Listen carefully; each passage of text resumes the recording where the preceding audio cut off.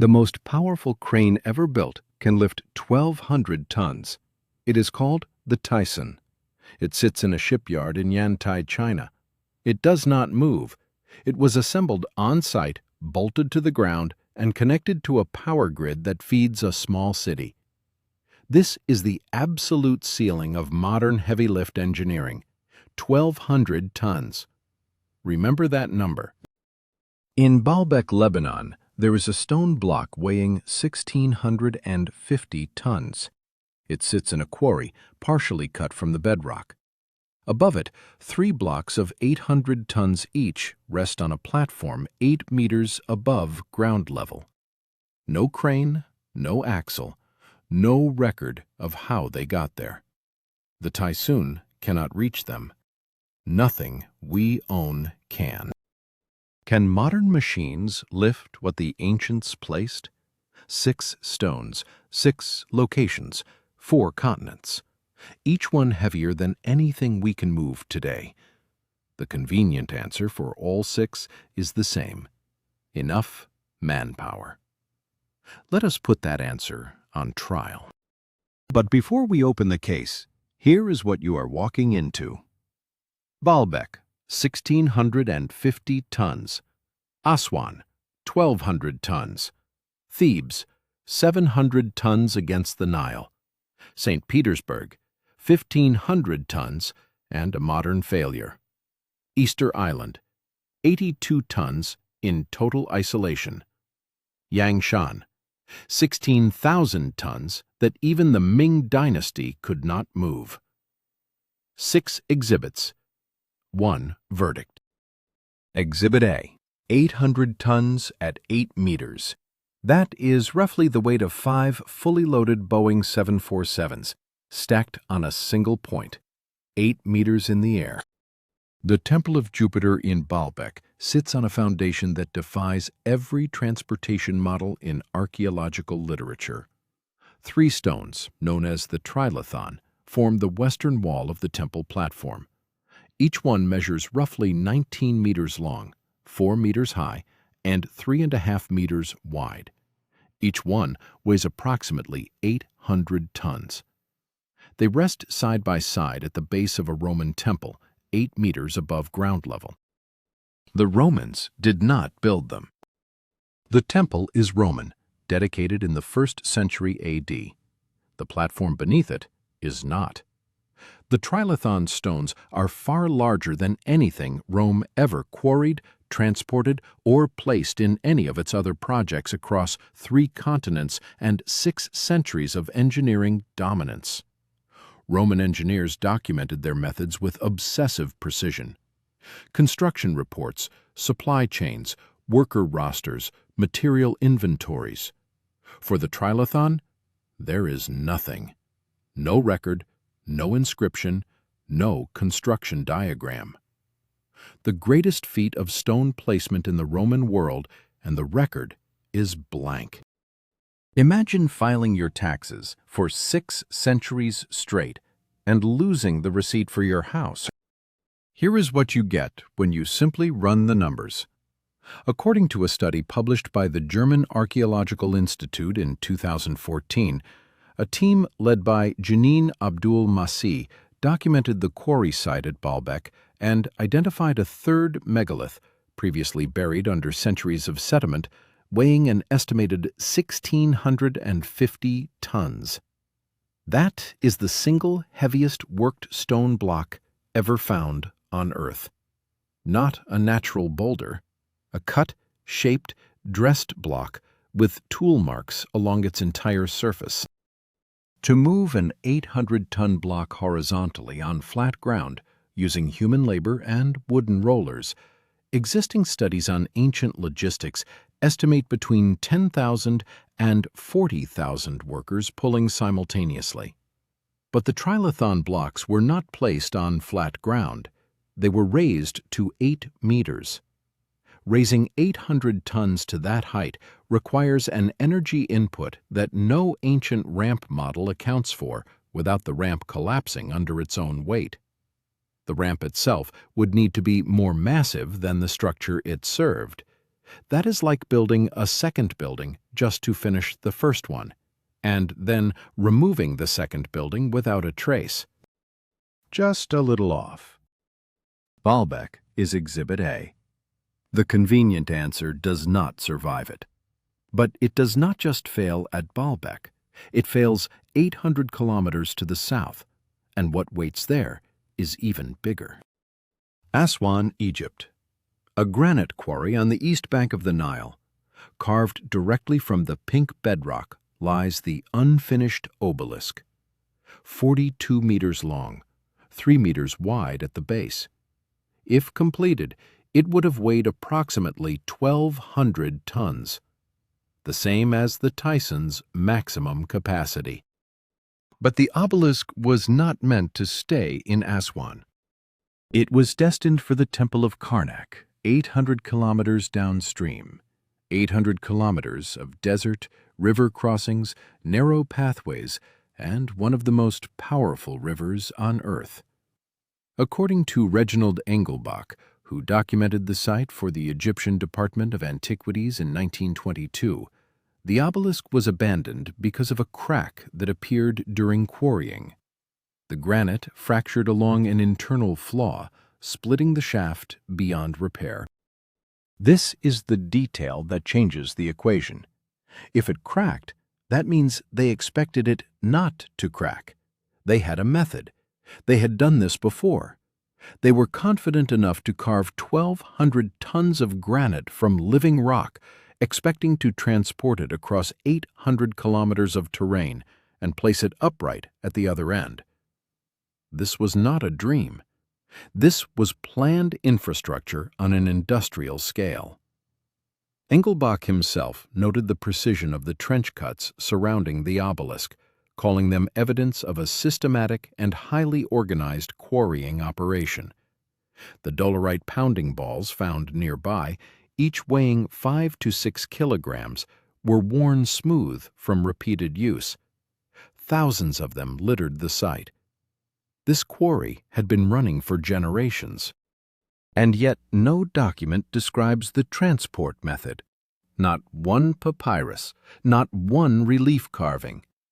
In a civilization that recorded every grain shipment, every worker's beer ration, every temple inventory down to the last jar of oil, the largest object they ever shaped, and the logistics chapter is missing. Apparently, nobody thought 1,200 tons was worth a footnote. The explanation doesn't work.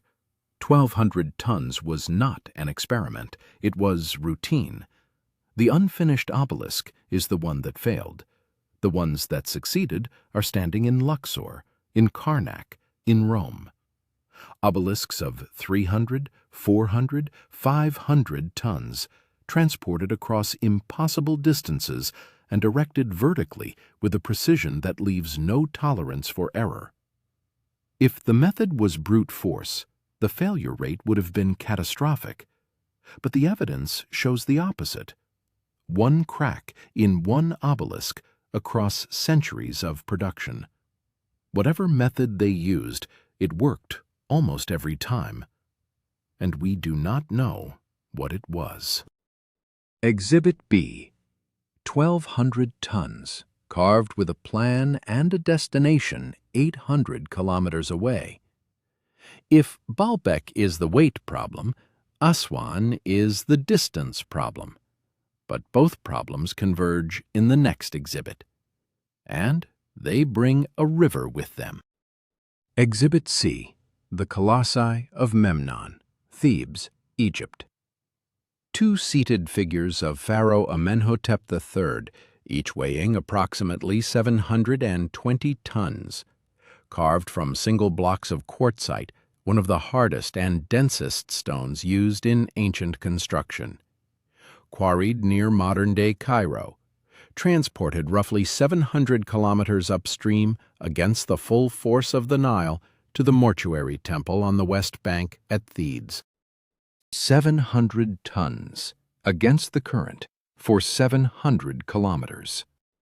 Published studies from the Oriental Institute at the University of Chicago Estimate the transport would have required a specialized barge with a displacement exceeding 1,500 tons just to stay afloat. Quartzite is denser than granite. The weight distribution on any flat-bottomed vessel would have been critical to the centimeter. A shift of half a meter and the barge capsizes, the statues sink, and the project drowns with them. No evidence of such a vessel has ever been found. No shipyard remains, no construction debris, no failed prototype on a riverbank. The blocks were placed with such precision that both statues settled evenly on their bases without visible tilt, despite 3.5 millennia of seismic activity, Nile flooding, and the slow creep of sand. They called that a remarkable achievement, and moved on. That was the ancient world, where the convenient answer sounds almost plausible if you squint hard enough and skip the calculations. But what happens when the modern world tries the same thing? Because we did try. Once. And the result is instructive. St. Petersburg, Russia, 1768. Catherine the Great commissions a monument to Peter the Great, the Bronze Horseman. The sculptor, Étienne Maurice Falconet, selects a single granite boulder from a Finnish swamp 12 kilometers outside the city. It weighs 1,500 tons, the largest stone ever deliberately moved in recorded European history.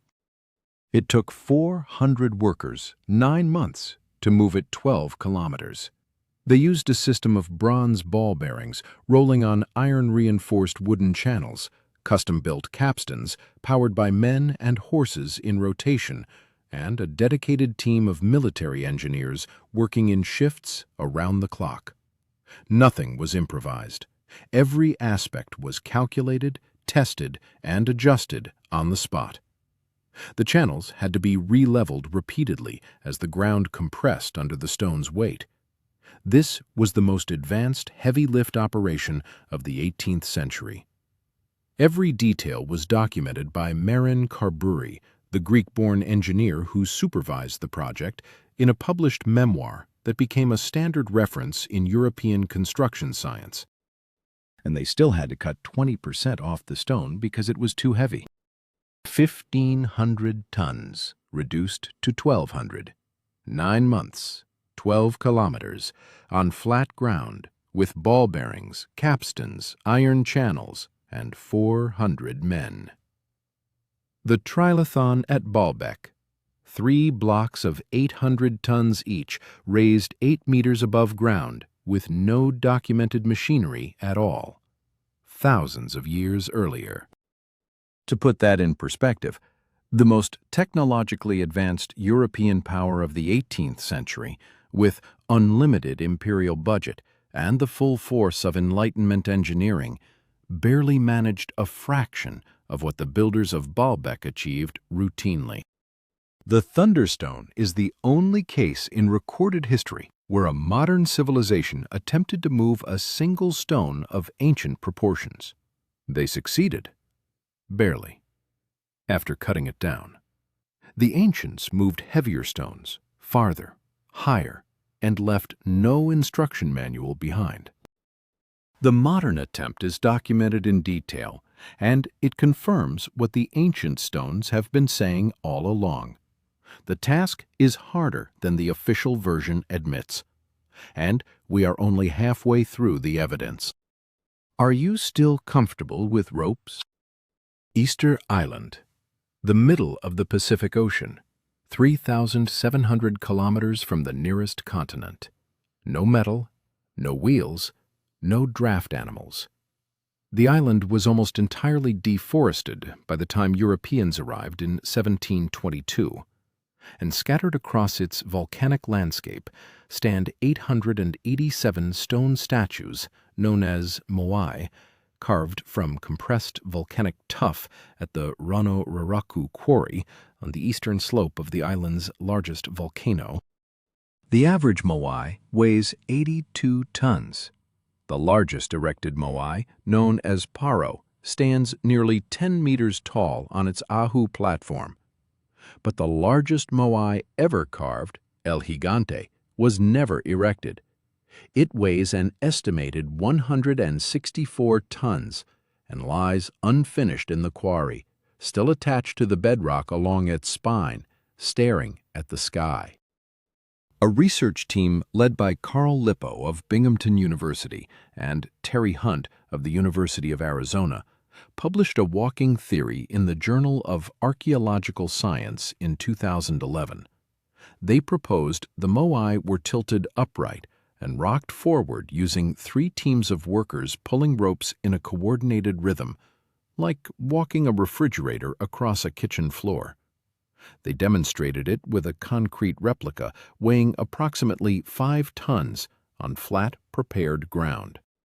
5 tons on a flat floor. Close enough. The problem is scale. Walking a 5-ton replica on level terrain is not the same as walking 82 tons across uneven volcanic landscape with gradients of up to 15 degrees over distances of several kilometers. One miscalculated pull and 82 tons of volcanic rock topples forward. It does not get a second chance. On Easter Island, dozens of moai lie fallen along the ancient roads, face down in the dirt, exactly as they would if the walking method failed at full scale. The roads are littered with casualties of a process that clearly worked some of the time and catastrophically failed the rest. And yet the ones that arrived are standing. 887 of them, on an island with no trees for rollers, no animals for hauling, no contact with the outside world, and no written instructions of any kind. 3,700 kilometers from the nearest help, no rope supply chain, no external resources, total isolation. And they carved, moved, and erected nearly 900 monoliths anyway, some weighing more than the thunderstone that Catherine's engineers struggled with for 9 months on flat terrain in temperate weather.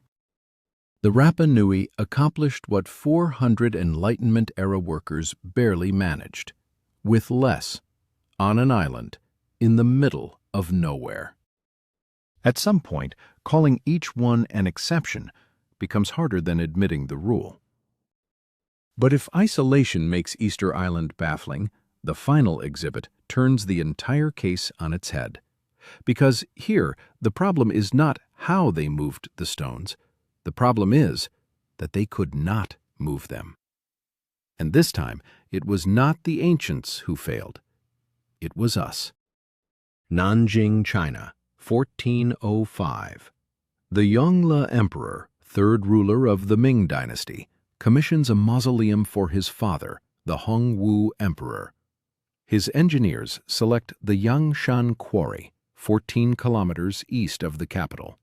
They begin cutting 3 colossal stone tablets from the mountainside: a steely base, a steely body, and a steely head.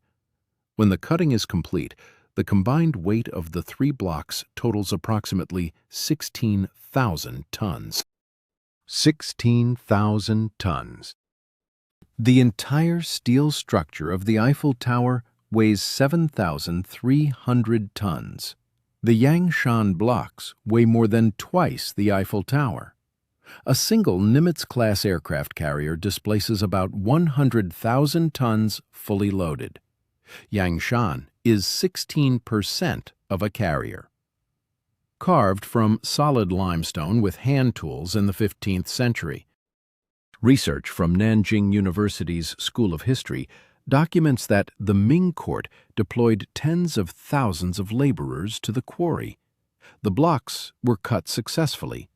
Every chisel mark is still visible in the rock face.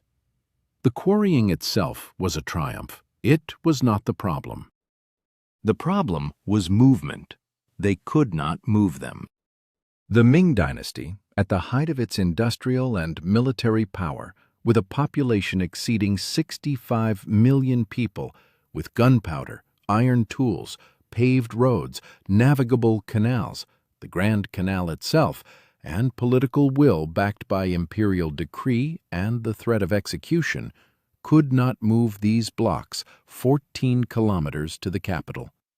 They abandoned the project entirely. The blocks remain in the quarry to this day, covered in centuries of vegetation, visited by tourists who climb them like hillsides. The mausoleum was completed with smaller, manageable stones. The arithmetic buries the explanation. The Ming had every resource a pre-industrial empire could muster: numbers, tools, roads, rivers, discipline. Engineering manuals accumulated over 1,000 years of Chinese construction tradition, a bureaucratic apparatus capable of coordinating the construction of the Great Wall, and 16,000 tons broke them. Now run the timeline backward and ask the question nobody wants to answer. The builders of Baalbek moved 800 tons to 8 meters above ground level with no documented method. The builders of Aswan planned to move 1,200 tons across 800 kilometers of desert and river. The builders of Easterisland moved 82 tons across a deforested island with no wheels, no rope infrastructure, and no outside contact. Each of these civilizations had fewer resources than the Ming by every measure. Each was supposedly more primitive by thousands of years. Each had smaller populations, less territory, fewer materials, and no industrial base. And they succeeded where the Ming failed. That is not a question of labor. That is a question of knowledge. Knowledge we either lost or never understood in the first place. 6 stones: Baalbek, Aswan, Thebes, St. Petersburg, Easter Island, Yangshan. 4 continents, a span of thousands of years. Each one represents a weight that tests or exceeds the absolute limits of what we can achieve today with cranes, hydraulic jacks, and multi-axle transporters. 1 is an anomaly. 2 is an uncomfortable question. 3 is a trend that statisticians would flag. 6 is not a coincidence. 6 is a pattern. And patterns demand an explanation that the convenient answer has never provided. The convenient answer, the one repeated in every documentary and printed on every museum placard around the world, is always the same formula: enough manpower, enough time, enough ropes. But the numbers do not support it. The logistics do not survive it.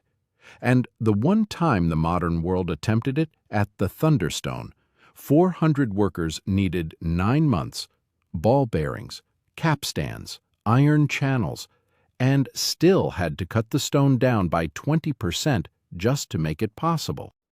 The verdict is one sentence: 6 stones on 4 continents share one signature: weights beyond modern capability, placed by civilizations that left no record of how.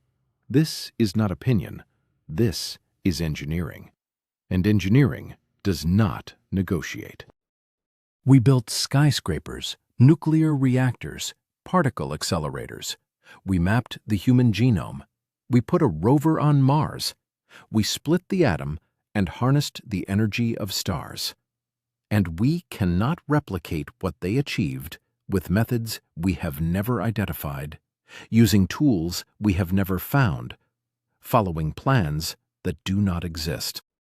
Every one of these stones is sitting where we left it, measured, photographed, weighed, catalogued. The data is not in question. The data has never been in question. What is in question is the story we tell about it, and the story has a gap the size of 1,650 tons.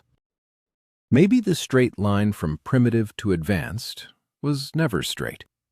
Maybe it was never a line at all. Maybe someone walked this road before us, reached a height we have not yet returned to, and left behind the only kind of evidence that cannot be erased: stone. Cut, dressed, lifted, placed, and standing. 6 impossible weights. But the heaviest single construction project in history, 6.5 million tons of stone, is still standing in Giza, and the official story has one problem: a calculator.